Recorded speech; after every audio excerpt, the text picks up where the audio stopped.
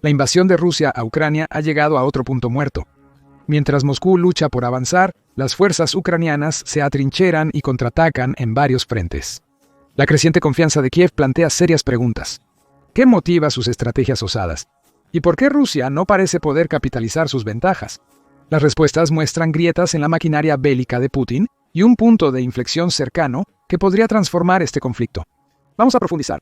Comenzamos con una visión general. La primera mitad de 2024 podría haberse considerado la sesión preparatoria tanto para Rusia como para Ucrania.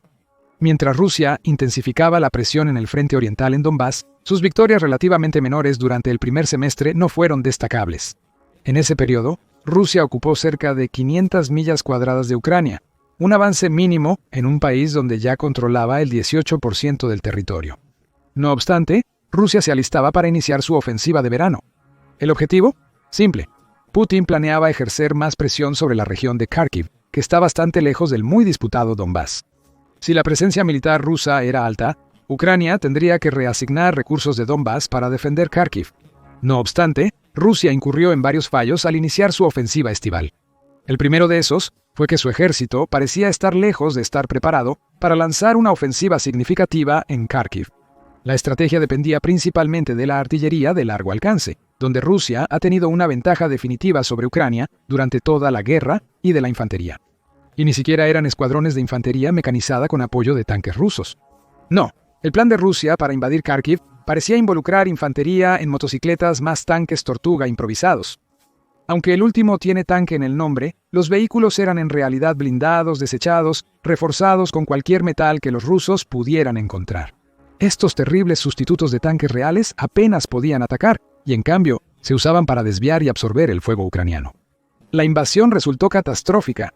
Ucrania no necesitó desviar muchas de sus fuerzas del frente oriental. La ofensiva en Kharkiv fue repelida varias veces con armas de medio alcance, ejerciendo poca presión sobre las defensas de Ucrania, en comparación con lo habitual. Rusia no logró avanzar en ningún frente, sufriendo alrededor de 70.000 bajas en solo 2 meses, a una tasa de aproximadamente 1.200 bajas diarias. Esto fue un salto significativo, comparado con las cifras del año anterior, que rondaban las 1.000 bajas por día, según el Ministerio de Defensa de Ucrania. Luego, Ucrania reveló sus planes para el verano. A inicios de agosto, un reducido grupo de militares ucranianos ingresó en la región rusa de Kursk. Por primera vez, Ucrania fue la fuerza invasora y Rusia se encontraba en la inusual posición de defender su propio territorio. Esto cambió significativamente el rumbo de la guerra hasta ese momento. La invasión de Kursk fue un éxito rotundo, durando solo 3 semanas. En pocas semanas, Ucrania ocupó unas 805 kilómetros cuadrados de territorio ruso, la misma área que Rusia logró en los 7 meses previos, exponiendo debilidades en su ejército. Mientras los soldados ucranianos avanzaban por Kursk, las tropas rusas en el área se retiraban velozmente. Si esa opción no era posible, se rendían a los ucranianos. Según informes de las cárceles ucranianas que procesan prisioneros de guerra, Ucrania capturó cerca de 600 soldados en Kursk. De esos, se estimó que hasta el 80% eran reclutas relativamente nuevos. Y esos reclutas tenían historias que narrar. Las entrevistas a los nuevos prisioneros de guerra revelaron el pésimo estado del ejército ruso en ese momento. Algunos prisioneros reportaron que solo recibieron 1 o 2 semanas de entrenamiento básico de combate antes de ser enviados al frente. El entrenamiento básico de combate dura 10 semanas en Estados Unidos y entre 4 y 8 semanas en Rusia, según informes previos. La invasión de Kursk también resultó en la reubicación forzada de al menos 200.000 civiles rusos. El gobierno ucraniano estableció una administración militar para supervisar el territorio ocupado y Zelensky afirmó que intentarían mantener tanto de Kursk como fuera posible bajo su control durante la guerra. Para repeler la invasión de Kursk, Rusia confió en trincheras para intentar sofocar el avance de su oponente. Tras más de un mes del inicio de la invasión, no se recibió una respuesta concreta por parte del ejército ruso. Rusia lanzó un contraataque en la región de Kursk más de 5 semanas después de que los ucranianos llegaran por primera vez el 10 de septiembre. El 14 de octubre, más de un mes después, el Ministerio de Defensa de Rusia anunció que sus fuerzas habían recuperado cerca del 50% del territorio ocupado. Por supuesto, esto es exactamente lo que Ucrania esperaba que sucediera. La contraofensiva rusa forzó a los invasores a abandonar líneas de suministro vitales en el frente oriental, retrasando su avance en Ucrania y dando más tiempo a los ucranianos. Y tiempo es lo que más necesita Ucrania. Con el éxito de la invasión de Kursk, según los estrategas, Ucrania ha logrado una importante victoria moral sobre Rusia. poco después del inicio de la incursión Estados Unidos, y los países de la OTAN anunciaron más ayuda financiera y militar para Ucrania. Entre estos se encontraba un sistema adicional de misiles antiaéreos Patriot, que ha demostrado ser uno de los sistemas defensivos más capaces y valiosos para Ucrania. Dado que Estados Unidos solo había donado un Patriot previamente, un sistema adicional incrementa significativamente el potencial defensivo. Esto casi garantizaría que Rusia no pueda usar su gran flota aérea para dominar los cielos de Ucrania. Añade a eso el hecho de que los F-16 donados, aviones de países europeos empezaron a volar a inicios de agosto, y la invasión de Kursk le ha dado a Ucrania una posición más favorable para el futuro. La invasión también presentó otra oportunidad para atrapar a Rusia, esta vez diplomáticamente. Una invasión de Rusia por una potencia extranjera era una de las líneas rojas de Putin. Ucrania pisoteó esa línea roja por sí sola. Las respuestas iniciales del Kremlin a la invasión de Kursk fueron moderadas, dando a la OTAN oportunidades para reevaluar cuánta ayuda puede dar a Ucrania sin arriesgar una guerra nuclear. Se empezó a hablar sobre el uso de misiles de largo alcance en Rusia, y esa charla finalmente se transformó en acción. El 18 de noviembre comenzó a circular la noticia de que el presidente Joe Biden había dado permiso a Ucrania para usar sus ATACMS de largo alcance para defender lo que había tomado en Kursk. Poco después, llegó un permiso similar del Reino Unido para los misiles Storm Shadow que Ucrania había estado acumulando, y Ucrania no perdió tiempo en aprovecharlo. Para el 19 de noviembre, un día después de recibir permiso para usar los ATACMS, Ucrania había disparado 8 de estos misiles a un depósito de municiones en Briansk. Los ataques continuaron. Un día después, Ucrania confirmó el uso de misiles Storm Shadow en Rusia, y altos mandos militares del país calificaron el ataque de muy exitoso. El mensaje para Putin era claro. Ucrania tiene misiles de largo alcance, capaces de viajar unas 241 kilómetros o más a objetivos rusos y no teme usarlos. Ucrania ya había dado indicios de que Occidente suavizaba el uso de sus armas en Rusia. El 10 de septiembre, cuando Rusia anunció su contraofensiva en Kursk, Ucrania lanzó uno de sus mayores y más ambiciosos ataques con drones de largo alcance en territorio ruso. El ataque involucró un total de 144 drones repartidos entre varias regiones de Rusia, con 20 de ellos yendo directamente a la capital del país, Moscú. A pesar de que las defensas antiaéreas rusas derribaron la mayoría de los drones, algunos impactaron edificios residenciales, matando a una persona y desviando vuelos. Sin embargo, tienes que mirar el panorama general para entender el verdadero valor del ataque. El ataque con drones a Moscú fue la primera vez que la capital rusa y sus ciudadanos vieron los efectos de la guerra de Ucrania. Los moscovitas estaban relativamente aislados de la verdadera magnitud del esfuerzo de guerra, gracias a la extendida propaganda del Kremlin promovida desde el comienzo de la llamada Operación Militar Especial. Con Moscú expuesta, Ucrania creó una situación desfavorable para Putin. En el pasado, su dominio se consolidó gracias al respaldo y apoyo de las clases altas, especialmente los oligarcas, a su agenda expansionista. El apoyo de la oligarquía está menguando. Muchos de los ataques con drones se han dirigido a refinerías de petróleo dispersas por las regiones occidentales de Rusia, en lugar de a complejos militares o ciudades. Puede parecer extraño al principio, ya que algunos de los mayores depósitos de petróleo y gas rusos están en Siberia. No obstante, las refinerías petroleras se instalaron en el occidente del país para abastecer fácilmente a Europa. Hasta ahora, Rusia se ha enfocado en procesar y entregar petróleo bajo demanda en lugar de acumularlo. Esto implica que el ataque a las refinerías ha perjudicado seriamente la capacidad de Rusia de exportar y generar ingresos comerciales. Rusia enfrentará problemas para comercializar estos productos a nivel nacional e internacional. Ambos son importantes. Las sanciones de Estados Unidos a los bancos rusos de noviembre de 2024 afectan los pagos y transacciones relacionados con las ventas de petróleo de Rusia. Las sanciones dificultan mucho más las cosas.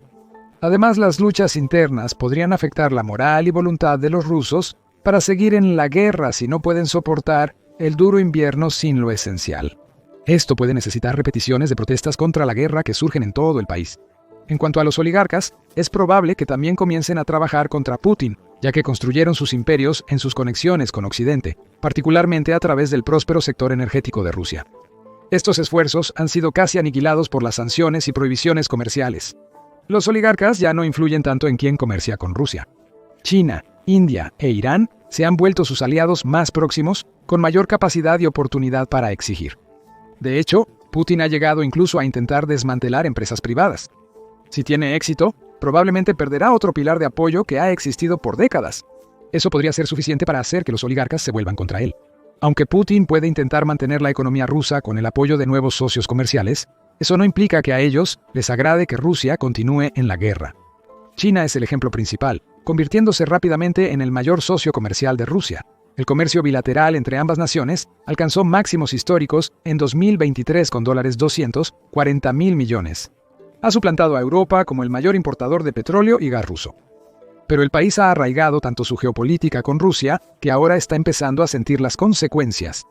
China ha ayudado a Rusia a evadir sanciones occidentales al redirigir el comercio y usar yuanes y rublos en lugar de dólares. Sin embargo, bancos occidentales están presionando a sus pares chinos para que dejen de trabajar con empresas rusas. Como resultado, casi todos los bancos han dejado de procesar pagos desde Rusia. Esto puede causar que los proveedores chinos pierdan el dinero de sus clientes rusos. Dado que Rusia exporta una gran variedad de productos desde China, desde electrónica y tecnología hasta servicios industriales, cortar estas conexiones puede paralizar las industrias de manufactura y servicios del país. Si eso sucede, Rusia estará en serios problemas. Las importaciones esenciales para la industria armamentística rusa podrían cesar si China deja de aceptar dinero ruso. El próspero sector energético del pasado ahora está severamente limitado y depende de funcionar a máxima eficiencia para alimentar el resto de la economía. Al combinar estos factores, es posible que el gobierno ruso se desmorone desde adentro. China sabe esto, por eso comenzó a intentar terminar la guerra.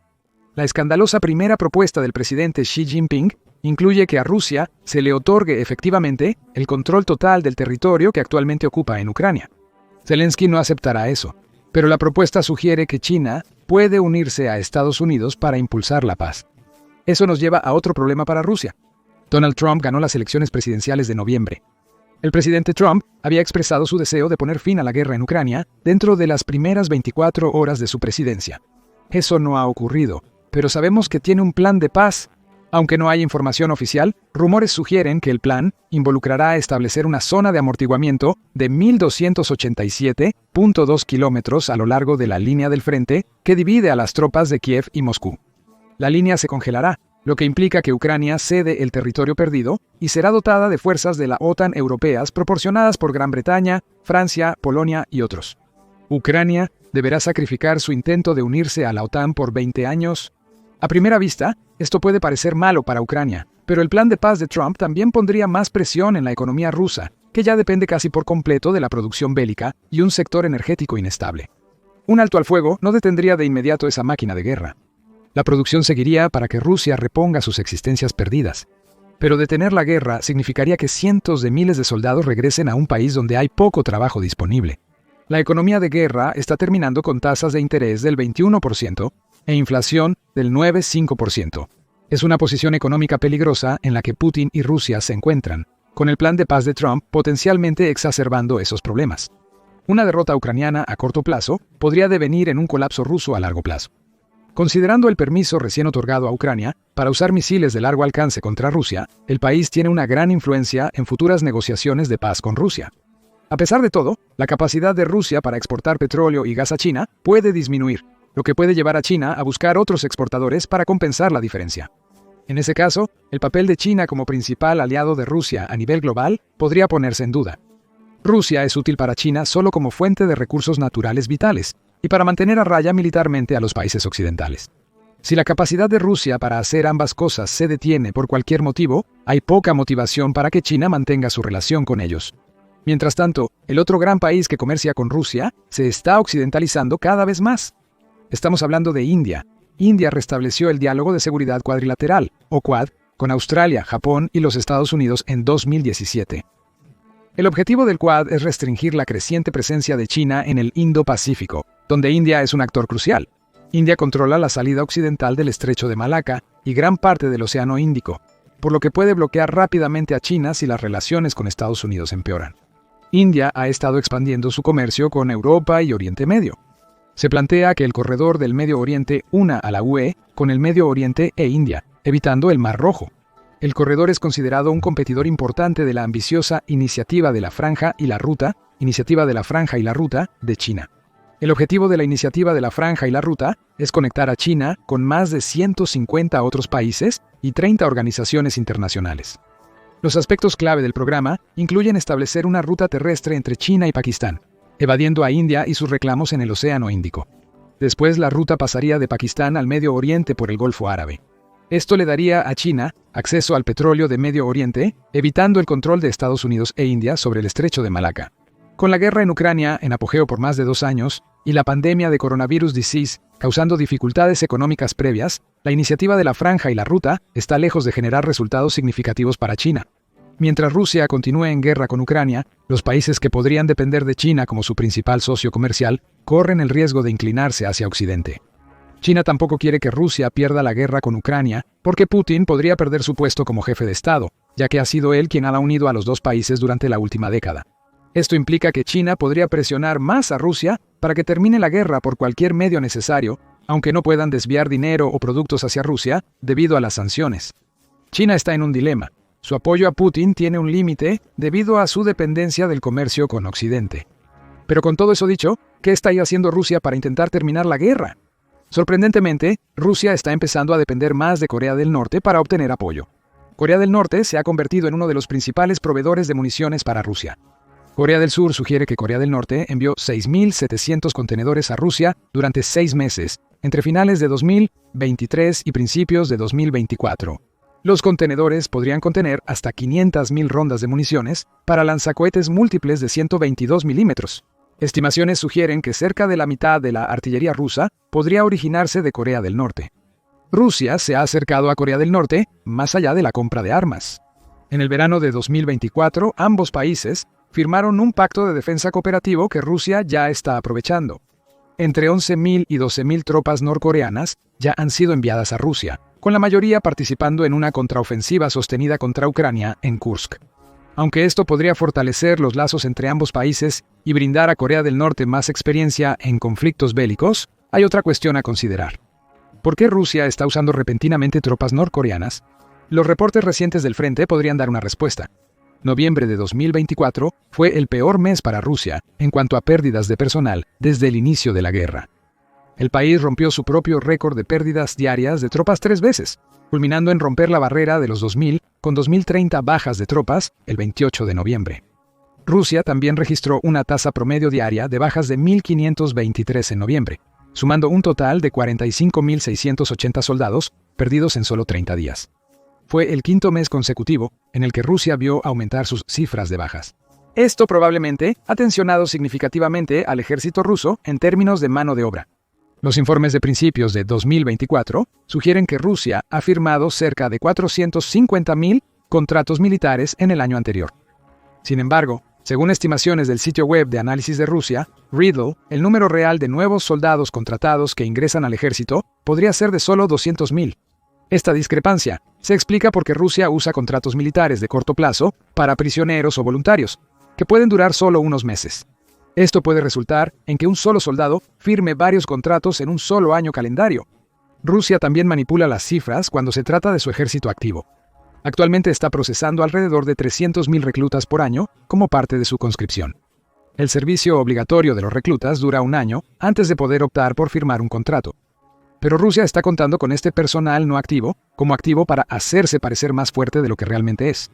Informes indican que Rusia está utilizando soldados norcoreanos sin experiencia en conflictos de esta magnitud, lo que sugiere que la situación de Rusia es más grave de lo que parece. La capitalización de Ucrania sobre esto, incluyendo el uso de misiles de largo alcance dentro de Rusia, llevó a Putin a firmar una nueva doctrina nuclear. Esa doctrina esencialmente le da a Rusia margen para atacar a Ucrania y a cualquiera de sus socios nucleares en respuesta a cualquier ataque convencional que Putin crea que amenaza la soberanía de Rusia. Es muy poco probable que Putin use armas nucleares. Este cambio de doctrina es un último intento de intimidación al darse cuenta de que Moscú y todo el país están en peligro por la agitación económica. Como sugirió Zelensky, los próximos meses serán cruciales para el esfuerzo bélico. Para Rusia, esto podría significar quedarse sin opciones y verse obligada a aceptar un acuerdo de paz. ¿Pero qué piensas? ¿Qué tan probable es que la guerra termine en unos meses y quién es el ganador más probable? Comenta abajo y gracias por mirar. Ve y mira el mito de la poderosa militar de Rusia destruido o haz clic en este otro video.